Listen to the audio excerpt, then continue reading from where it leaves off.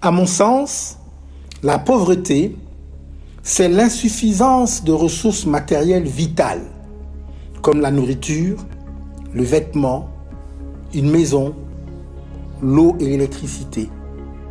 Mais c'est également le manque de biens immatériels, tout aussi importants, tels que le transport, la santé, l'éducation, les droits et les libertés. Ce sont ces différentes choses qui devraient être recherchées, entretenues et partagées dans un État qui se respecte. Il se trouve cependant que, dans notre pays, c'est la pauvreté qui est en plein essor et il n'y a qu'à voir l'extrême précarité dans laquelle vivent les populations gabonaises pour s'en rendre compte. En effet, 30% de la population, soit 695 000 Gabonais, vivent avec moins de 80 000 francs CFA, selon un rapport réalisé par le cabinet McKinsey et compagnie. Aussi, selon les chiffres de la Direction générale de la dette publiés au mois de mars dernier, celle-ci s'élève au faramineux chiffre de 5 600 milliards de francs CFA.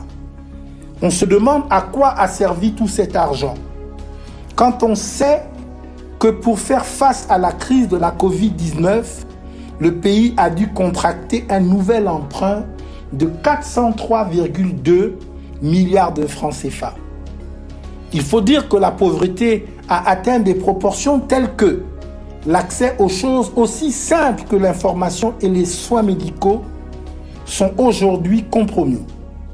Il faut que cela change. Il est temps de lever le voile de cette tromperie. Le Gabon n'est pas un pays pauvre, au sens où l'on voudrait nous faire croire. Au contraire, c'est un pays riche, mais dirigé par des personnes totalement ignorantes des vertus patriotiques et dont les capacités de bonne gestion semblent limitées. Pour sortir de son immobilisme, notre pays a besoin d'alternance. Et ça tombe bien, car je me suis engagé en politique. Je me suis totalement dévoué à la cause du peuple gabonais, justement pour atteindre cet idéal.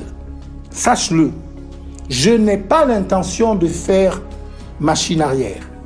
Bien que ce soit une tâche difficile et un défi majeur, je ne me relâcherai pas tant que je serai avec vous.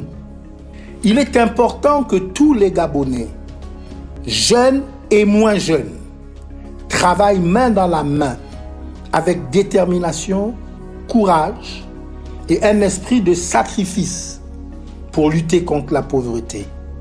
Notre réalisme, associé à notre génie, nous permettront de concrétiser notre rêve d'un Gabon où il fait bon vivre pour tous.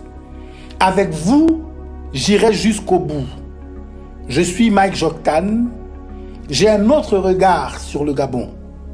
Que Dieu bénisse le Gabon.